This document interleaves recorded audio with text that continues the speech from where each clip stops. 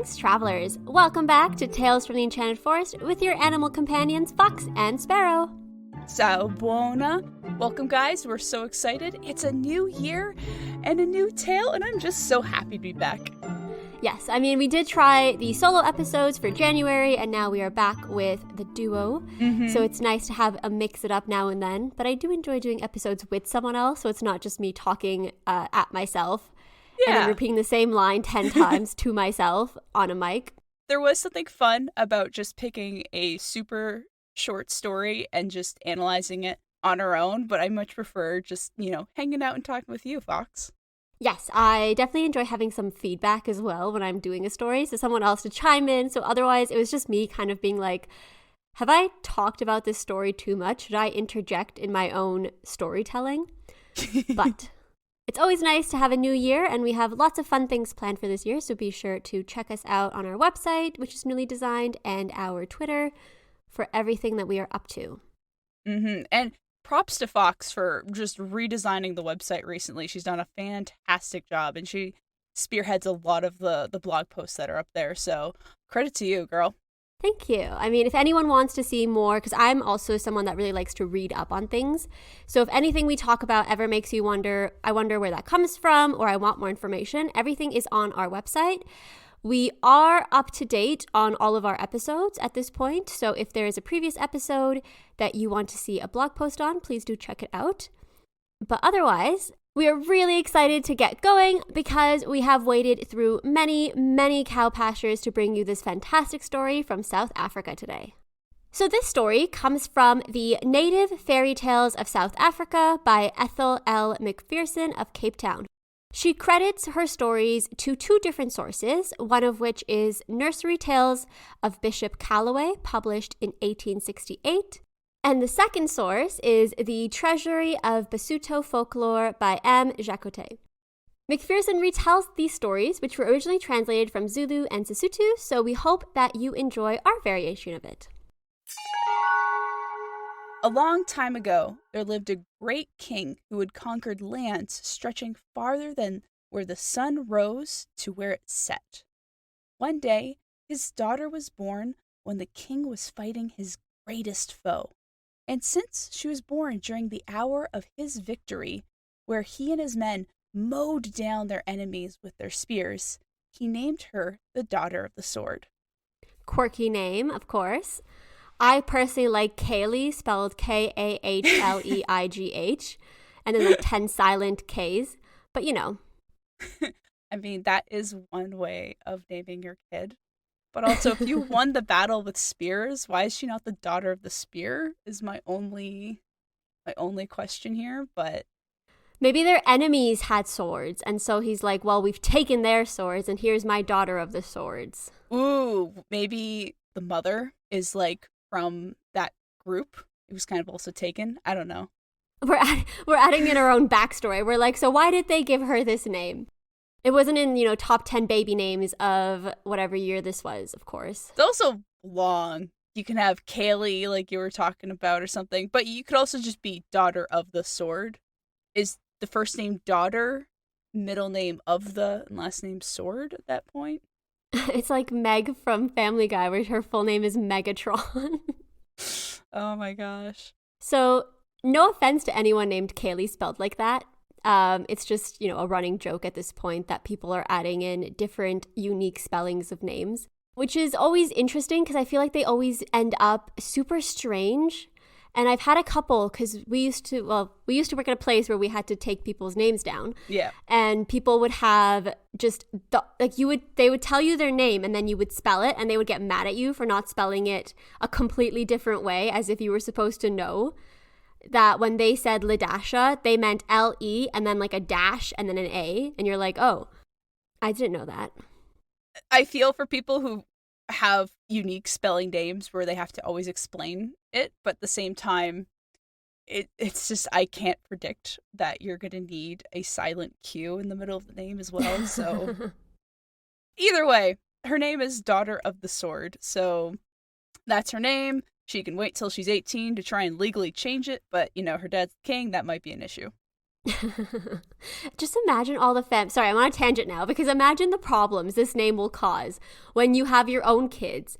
Do they become the great granddaughter of the sword, the granddaughter of the sword? Mom, what's your name? My name is Daughter of the Sword. I mean, it does have a nice ring to it. If we're assuming of the sword is the last name, then I think she's pretty golden to do a lot of things. You could say, if your son is Leo, be him Leo of the sword. Like, that instantly is way cooler than just a Leo. You know what I just thought about? Like, because this story wasn't originally written in English, this is just a direct translation of Daughter of the Sword. So her name might be something, something that doesn't sound like Daughter of the Sword, just means that. Oh my gosh, you're right. This is the problem with because when reading things in English and you take it so literally, then you're like, wait, this was translated from something else. This doesn't make sense. And to be honest, I act the same way whenever I read something translated from my, native tongue. I'm like, this doesn't make any sense. No one would actually say this. And I realize it's just like a word for word translation. I'm like, oh, that's the confusion. That makes me feel better that she might have had a more succinct name. And this is just the meaning of it. Still awesome. We'll just assume that it's Kaylee in the meantime. No, we'll continue to call her Daughter of the Sword. That's yeah, I like Daughter of the Sword. Imagine, no, her name is Daughter of the Sword. She quickly became the king's favorite child, for the others could not compare to her beauty or proud spirit. To make sure everyone knew she was his absolute fave, he declared that her coming-of-age ceremony would be celebrated by gathering cattle from every direction into her presence, then slaughtering them there. And when the king said many, he meant a lot. There would be so many cattle that when they trampled the earth, enough dust would get kicked up to block out the sun. Just casually starting an ice age, that's fine. Right? That's how much he loved his daughter. He wanted Yeah, he's like, they need more Ice Age movies. Let's have another. Another! Yeah, exactly. The proud daughter was very much looking forward to the promise that her father so boldly made for her. And so when she grew up and became of age, the princess brought her handmaids to where she would stay for the ceremony before sending one to inform her father that he should now send the cattle, as he had previously promised.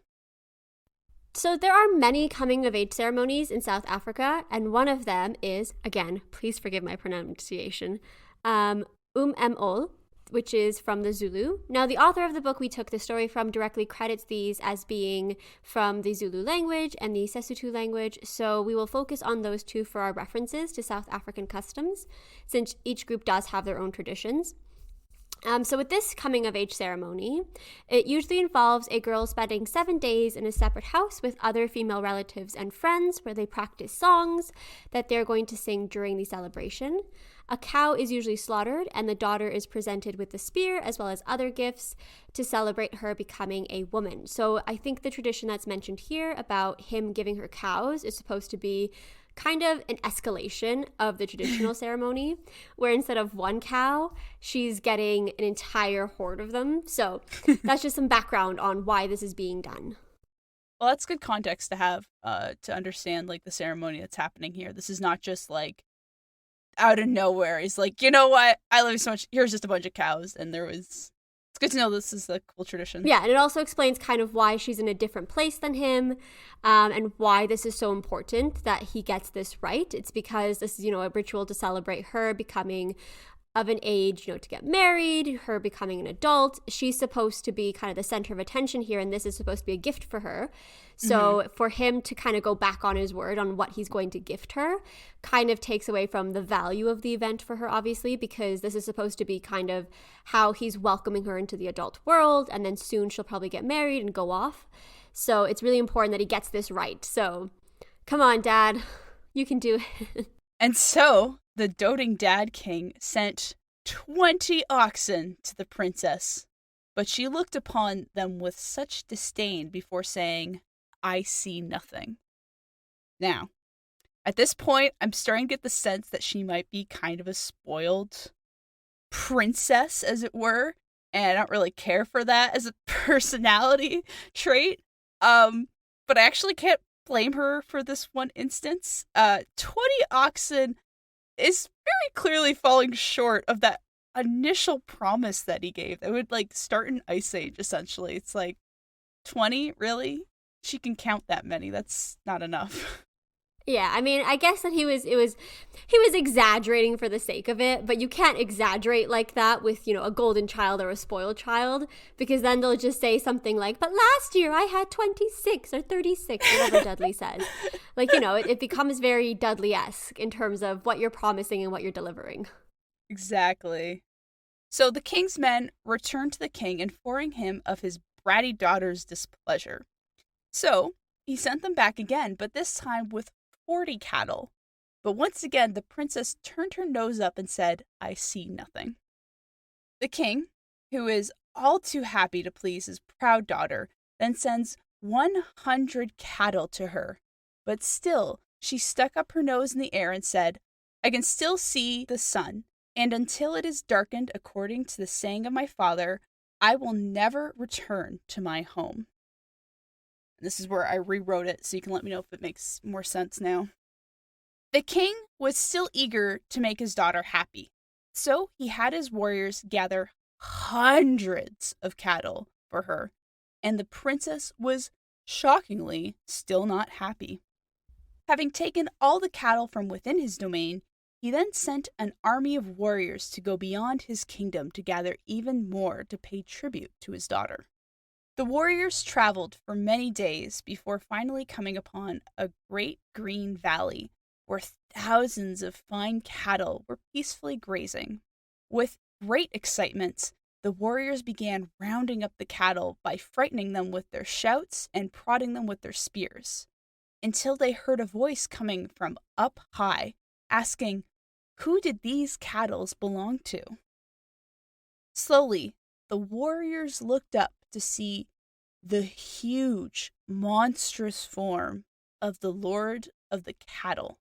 The beast was so big that whole forests and countries fit upon its back. Not only that, but while some sections on the back were in early harvest, other parts were in midwinter. This is honestly such a cool design for a monstrous antagonist. We saw this Turtle Island trope before in our Sky Woman episode, but the unique imagery of the variety of seasons across the back of this beast is such a cool visual. Yes. I mean, it definitely reminds me of, lion turtles and, of course, the Turtle Island. But it's just nice to have this image of living things and an entire kind of environment on top of a moving creature. And I wish we saw more of that, to be honest, in fantasy worlds, because it's just an interesting idea of a sentient creature also being a world to other people. And he's just casually there, Like, they didn't notice him till he asked the question, like, "Excuse me, who do these belong to?" It's kind of like a rhetorical question, but he still asks it. And for some crazy reason, the huge Lord of the Cattle creature doesn't frighten the warriors. In fact, they laugh at his question and just continue driving the cattle out of the valley. They drove them across the plains to where the daughter of the swords was waiting. Their approach sounded like thunder, and the dust from their hooves rose up and darkened the sun's bright light. The princess was very pleased with this display, and that her father kept his word. Cow after cow was slaughtered in her honor, and all the warriors ate their fill. However, in the warriors' excitement, they may have forgotten the scary Lord of the Cattle to the king, or mentioned the fact that he challenged them about the cattle as they skedaddled on out of there. But I'm sure that won't come back to bite them at all. No, why would it? Once the feasting and celebrating were over, the daughter of the sword stayed with her mother and her little sister. Soon harvest time came, and so all the people of the village, including her mother, left to tend to the fields, leaving the princess and the little sister alone. While they were resting during the midday heat, they felt the ground begin to rumble. But they were not afraid, for they had the blood of princes. Between the warriors not being afraid of the huge, monstrous Lord of the Cattle, and now these girls just being chilling, like, yeah, the earth is shaking, what of it? It's kind of like, is anyone afraid? Am I the only one who would be freaking out right now? It does seem like one of those tropes you see in animes where the giant monster comes out and no one acknowledges it because it's like, oh, it's just you. It's like you're an inconvenience, not so much as a scary monster. So the Lord of the Cattle isn't really all that threatening. Which, you know what, to be honest, I would also be quite annoyed. To me, it begs the question of what else is out there that's making them just feel like, yeah, this is nothing. We're not going to worry about it. It's like, okay. Is there anything else out there I should be worried about? I'd just be a nervous wreck, honestly. I can kind of see why they have a princess called the Daughter of the Sword and why they're just able to walk into other kingdoms and other groups and just take their cows. They don't seem to be bothered by much. It's like if in Beowulf, they had gone into King Hrothgar's lodge and just said, oh, that's what you're afraid of? And they just started laughing at Grendel or ignoring him. It does kind of play into the power dynamics because imagine like the scary monster comes up to you about to kill you and you're just kind of like, oh, that's it? Like, I thought you'd be scarier or bigger. It is one of my favorite anime tropes, I will say. It is, but it can't be overdone or else eventually when they are afraid of something, it's like, really? This is what you're afraid of? Yeah, I mean, they do it quite well in Owl House, the Disney show that got canceled way too early. But another episode's coming out for season 3, so I'm really excited. But they do that a bit where they have this big scary creature, think that it's about to come and cause chaos, but instead everyone just kind of ignores it. Or they do the opposite where they have a creature that is kind of small and not intimidating actually be the scariest thing alive. So it's a good dynamic to play with. The little sister went to see what was happening. I mean, she might not have been afraid, but she guessed she was curious. And she found the monstrous Lord of the Cattle standing upon their now broken fence. And at this point, fear does seem to finally take her, for she cries out what she's seeing to her older sister. But while she was speaking, 2 leaves from the tree on the monster's back fluttered into the hut and commanded the young girl to draw water from the spring. Even though she was confused by this, she obediently took a bucket and went to the spring. Once she was ready to return to the hut, she found that her feet were rooted to the ground, and she could not move. While this was happening, leaves fluttered to the Daughter of the Sword and gave her a similar command, but to fetch the jar and water from another hut. But she succeeded in her saving throw as she refused the order. However, she was unable to refuse the second time and angrily fetched the water. When she returned, the leaves commanded her to make a fire, grind corn, and bake bread.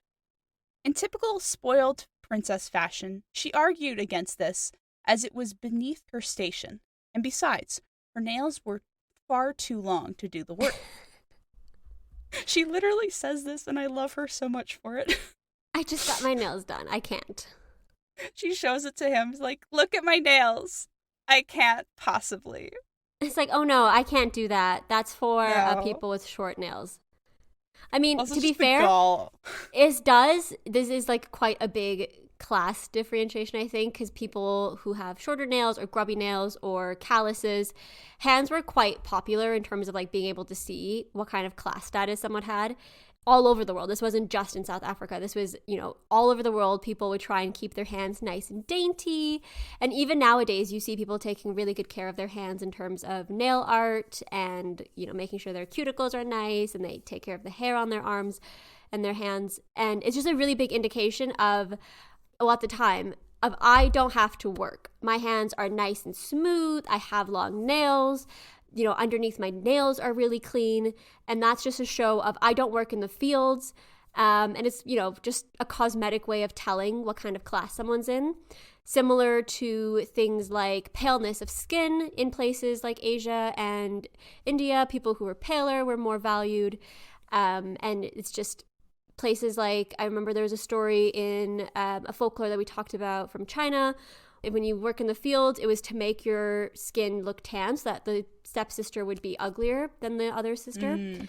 So it's just a constant reminder in stories that they're coming from a tradition, a culture. So here, it's a very big, like, I don't need to work. I don't know, like, I've never needed to do this before.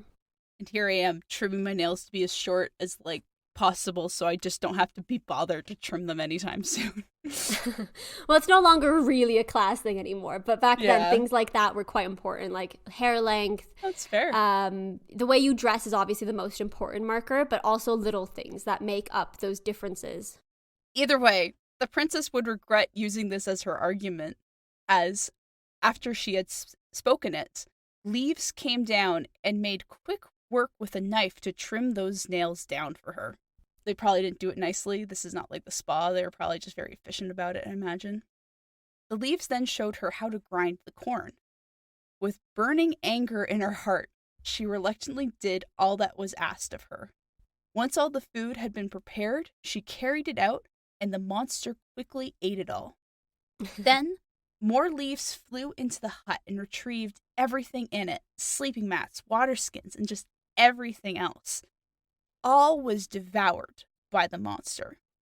After that, the leaves scattered throughout the village and consumed everything else the village had to offer. Then, the monster commanded the princess to climb onto his back, which she obediently did. At this time, the younger princess felt her sister leaving and became able to move once more. She ran to her mother in the field and told her what was happening. Together, they ran back to the village, but they could not find her. The men of the village heard the cries of the mother, so with weapons in hand, they tracked the monster until they found him waiting for them. Dun, dun, dun. Now, you just got to imagine, there's just, like, these are not warriors. These are just village dudes who have just picked up, like, the nearest spear or whatever. Probably still capable, but, like, we're talking, like, level 1 or 2 warrior here. Like, very grunt. And they're going up against this huge, monstrous, like, creature. It's definitely the beginning of the video game, and this is the final boss at the end of it, and you're just like, crap, what do I do? That's kind of the image we're set up with here. It's like the local militia joining the war, where you're like, you're now recruited to help us fight this local monster. And they're like, but we don't really want to. That's it. Like, you have to. There's no other option. Do they have protagonist hair? Because that would be the big changer or not. Well, I mean, the protagonist is currently on the monster's back, so. True. So they're probably in trouble. I mean, the first time we read this, I really thought it was going to be more of like a Beauty and the Beast situation where like he takes her away to his magical kingdom and they live together. But this ending is so much more satisfying, so I'll let you continue. The Lord of the Cattle sees what this situation is as well, like very accurately, and just laughs at the men, telling them just to kind of get it over with already, like for them to try their best, knowing this would be ineffective. But even so, the men do try in vain. They throw their spears, but they just break on impact against the hard shell of the monster. However, the monster is still moved by the cries and tears of the mother, and he allows the princess to say one last goodbye to her. But once that's done, he mocks those who tries to follow him before he quickly charges off into the bush where he could not be followed. The Lord of the Cattle journeyed far before reaching a cave where he told the princess to depart. In the cave, she found a pillow, a sleeping mat, some bread, and a jar of water.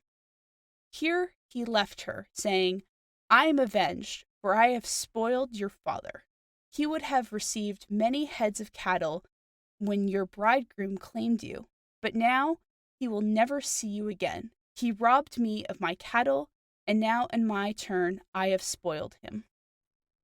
So to give context to this, because it seems it's a fun rejection. I love rejections, but this one needs a little bit more context. So many countries have something called a bride price, where the groom's family gives items like cattle, other livestock, money, or usually other tangible shows of wealth to the bride's family.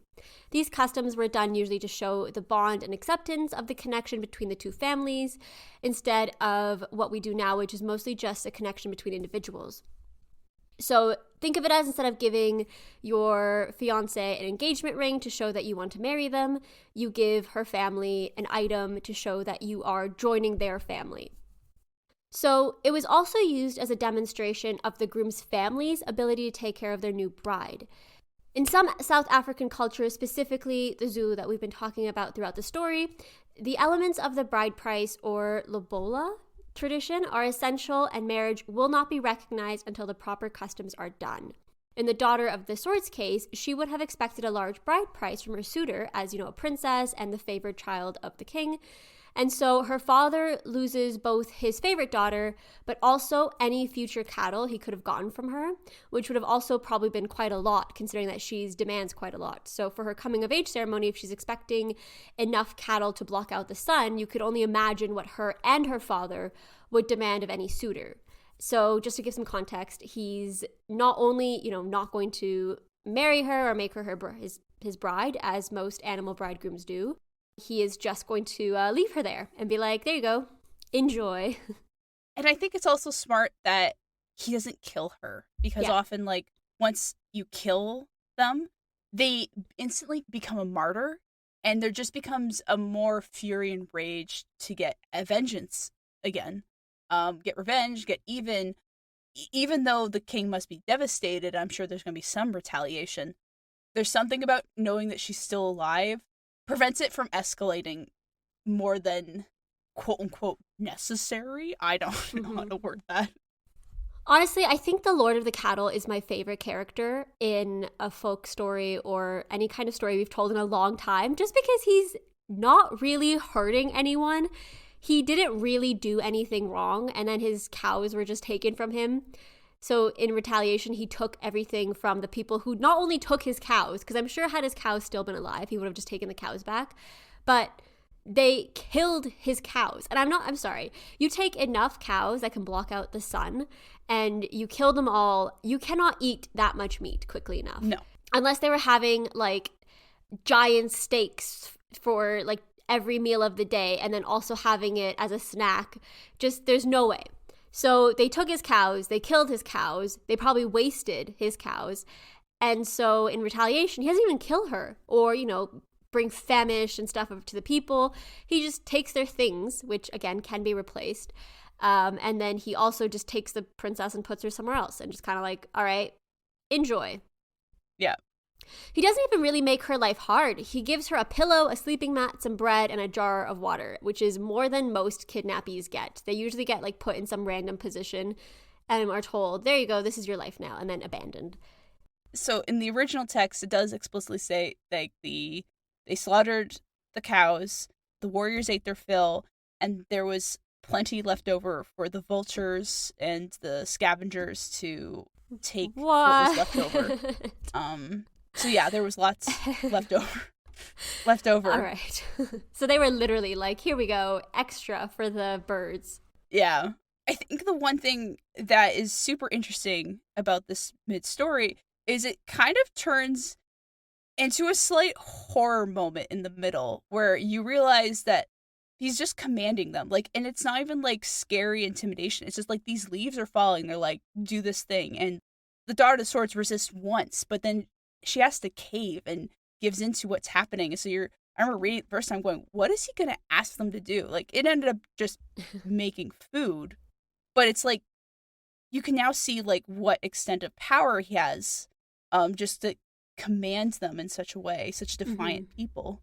And also in those moments, he's teaching her how to make bread. What he's really doing is teaching her how to survive on her own, because she's about to have to do that. Yeah, I didn't even think about that, but yeah, he's a good guy. We like this guy. Did nothing wrong, got harassed, was annoyed. Yeah, I read this and I was like, I do not like the protagonist, but man, this antagonist, like, you gotta see this story for him. Mm-hmm. Yeah, so in many ways, I see it as him preparing her for what was to come. And yes, so the Daughter of the Sword would remain in that cave for the rest of her days. But people would still say that she still had many adventures. I don't really know how that works if she's confined to that place. But it does end with saying she does have strange adventures, but she never really goes back. But I guess a personality like that eventually kind of forces it. She's stubborn enough, she probably found a way to make something interesting happen in her life. I like it. I like that, she's going to have to learn to rough it out. She's starting her journey, and there's a way for her to succeed in life and learn how to do things and become her own person. And I'm sure she'll prevail because she seems like a very strong, stubborn character. And stubborn characters often survive out of pure spite. I like to think that very far down the line that she and the Lord of the Cattle eventually just kind of become friends. Maybe out of just loneliness and necessity, but I kind of like this idea that she grumbling's like, yeah, okay, you're kind of cool. She's like, yeah, I get it. I understand.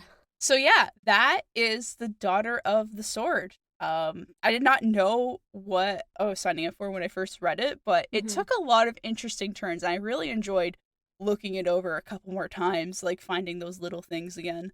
And it just felt very different from some of the other stories we've covered. Yes, I remember when you first said we're doing it and I looked it up. Well, first of all, Internet Archive was having a system maintenance, so I was like, well, there goes that. Oh, no! So I gave up for the day, played some Animal Crossing, and then came back to it. Good but choice. It's a bit different, but I'm really glad that it's not a romantic story in a way, because so many stories end up with someone getting rescued or deciding that love was the way to go. And sometimes I'm just like, let's not have a love one. Let's have one about family. Let's have one where the protagonist is technically the bad guy. It's just so different and so exciting that I think it's interesting to do. I did try and look up maybe some subsequent stories or some sequels or other, because maybe Daughter of the Sword is just kind of like a stock character, kind of like Jack and Vasilisa, but she wasn't, to my dismay, because I was hoping to find something about her adventures. But if any of our viewers know any more Daughter of the Sword type stories or any kind of folklore fairy tales that kind of follow someone like this, that'd be really interesting to see, because it's always nice to have characters that are the bad guys, to be honest. Right? And it doesn't become super clear until the very end that she is like, I kept waiting for the redeeming part of her and being like, yeah, she's going to get better and then she's going to be the protagonist we're all waiting for. But it's just like, it just ends with, nope, she still kind of sucks. You know? It's like, she still sucks. It's fine. This is the story. Yeah, I kind of liked how it ended so abruptly. Like, and she was stuck there. She went on adventures, but she's stuck there. And that's it. It's like, that's it. That's the story. Bye. I believe that's all, folks. Just like the Lord of the Cattle, we want to take you to a new place and journey far away with our 5 fantastic finds. Number 1. The Cattle Lord is clearly a big character in the story, but why do we gloss over the fact that he has an entire ecosystem growing on his back? We've covered the Turtle Island story before in our episode on the Native American myth, the Sky Woman, but turtles don't just go all the way down, they go all the way around. Anthropologist Edward Burnett Taylor looks at the Turtle Island story like the Vedic story of Kurma, a great turtle who happens to be the second form of the god Vishnu. In addition to that, the Chinese turtle Eo's legs were chopped off and used to help prop up the heavens. There are also world serpents and world elephants, so next time someone tells you the world is flat, be sure to counter that, of course, that's why there's turtles all the way down. Number 2. The story describes the Lord of the Cattle as a massive monster with a thick, protective skin that spears cannot pierce. Despite this overwhelming physical intimidation, what actually makes him so terrifying is his unnerving ability to control his enemies against their will. Since the victims of this ability retain their minds but are simply unable to refuse his commands, this falls under the category of the people puppets trope. Unlike the mind control trope, victims retain their thoughts and memories as their bodies helplessly obey another's will. The more scary aspects of this trope is briefly explored in the series Avatar: The Last Airbender through the blood-bending ability. Katara learns of this ability from a fellow waterbender, Hama, who invents this technique while being imprisoned by the Fire Nation. While she only briefly uses this ability once in the series to restrain Hama herself, the knowledge that Katara could use this ability adds tension and conflict to her character. This ability is further explored years later in the first season of Legend of Korra.